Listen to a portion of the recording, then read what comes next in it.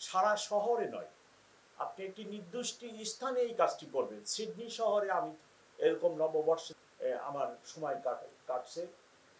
ঢাকাবাসীর কাছে আমার অনুরোধ থাকবে যে আমরা এইরূপ কর্মকাণ্ড থেকে নিজেদেরকে বিরত রাখি। ঢাকাবাসী নিরাপদে থাক, ভালো থাক, ঢাকা মেট্রোপলিটন পুলিশের একমাত্র চাওয়া। সারা পৃথিবীতে হয়, ঠিক আছে, সারা পৃথিবীর অধিকাংশ দেশে এটি নববর্ষ, আমাদের নয়। দ্বিতীয়ত, আমরা এবছর পারি নাই, পরিবেশ উপদেষ্টা মহোদয় আমাকে বলছিলেন, কিন্তু আমরা এবছর পারি নাই, আগামী বছর ইনশাল্লাহ করব। সেটা হলো সারা শহরে নয়, আপনি একটি নির্দিষ্ট স্থানে এই কাজটি করবেন। সিডনি শহরে আমি এরকম নববর্ষে আমার সময় কাটছে, কিন্তু সেখানে পুরো সিডনি শহরে এই কাজটি হয় না, মানুষের বাড়ির সাথে সাথে এই কাজটি হয় না, ওটি একটা নির্দিষ্ট স্থানে হয়, সেখানে সবাই যায় এই কাজটি করে।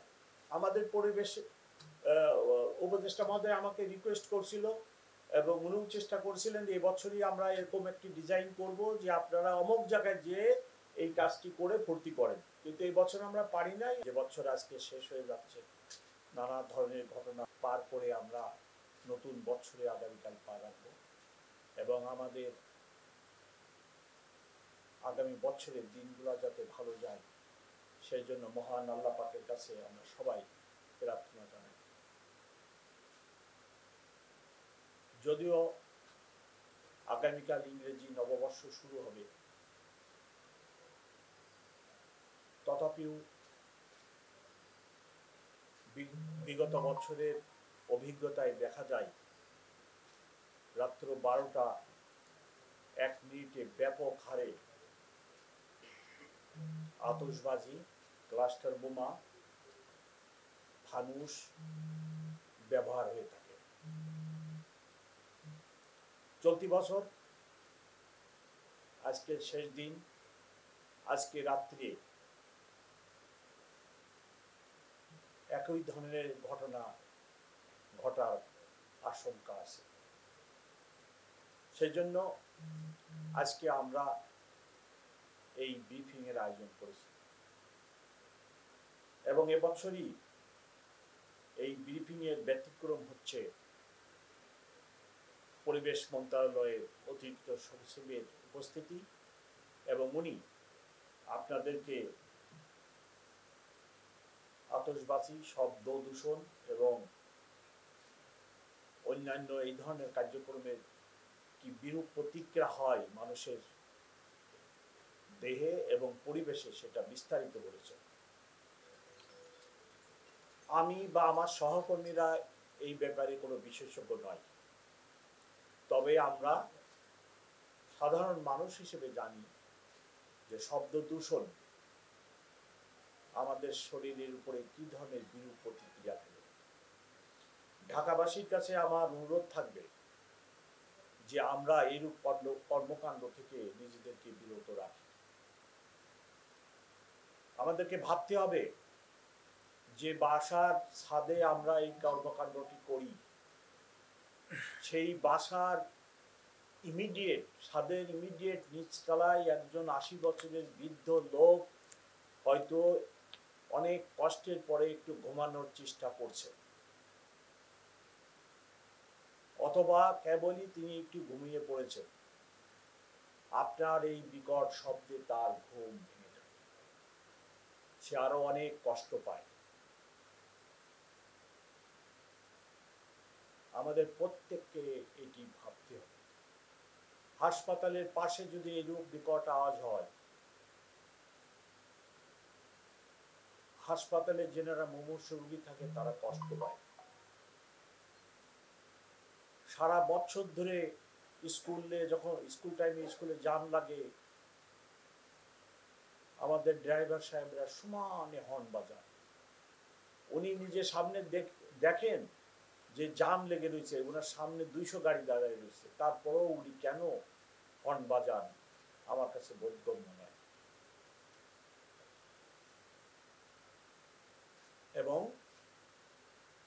এই শব্দের সৃষ্টি করে একটা বিভীষিকাময় আবহাওয়ার সৃষ্টি করে। এই সকল কর্মকাণ্ড থেকে রক্ষা পাওয়ার জন্য পুলিশ বা পরিবেশ মন্ত্রণালয় যথেষ্ট নয়। প্রত্যেকটা নাগরিকের, ঢাকাবাসীর প্রত্যেক বাসিন্দার একটি দায়িত্ব আছে। গত এক সপ্তাহ যাবৎ আমরা আতশবাজি, রকেট বোমা, ক্লাস্টার বোমা, পটকা ইত্যাদি যাতে নববর্ষ উপলক্ষে ব্যবহৃত না হয় সেই জন্য ঢাকা মেট্রোপলিটন পুলিশ অভিযান চালায় এবং সেই অভিযানে আমরা চকলেট বোমা, ক্লাস্টার বোমা, পটকা বোমা, আতশবাজি, রকেট বোমা, বিভিন্ন বিস্ফোরক মোট 172 কেজি উদ্ধার করি। এ সংক্রান্তে মামলা হয় 5টি এবং গ্রেপ্তারও 5 জন। উদ্ধার কাজে ডিবি, কোতোয়ালি থানা, লালবাগ থানা, ভাসানটেক থানা ও পল্লবী থানা জড়িত ছিল। আজকের দিনটি নানাবিধ কারণে সিগনিফিকেন্ট এবং আমি সব জায়গায় বলি ঢাকাবাসীর জন্য ট্রাফিক একটি দুর্ভোগের নাম।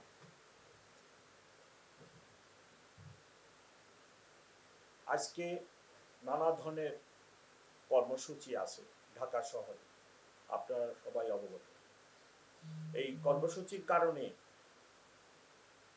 ঢাকা মেট্রোপলিটন পুলিশ ট্রাফিক ব্যবস্থাপনা এবং নিরাপত্তা জড়িত ব্যাপক ব্যবস্থা নিয়েছে সারাদিন এবং সারা রাত। তার সাথে যুক্ত হয়েছে পরিবেশ মন্ত্রণালয়। ওনারা আমাদেরকে পরিবেশ সংক্রান্ত যে সমস্ত অ্যাক্টিভিটিস আছে সেগুলোর ব্যাপারে সাহায্য সহযোগিতা করবেন। আমার অতিরিক্ত পুলিশ কমিশনার ট্রাফিক, উনি ট্রাফিকের উপরে বিভিন্ন প্রোগ্রাম নিয়েছেন, ব্যবস্থা নিয়েছেন।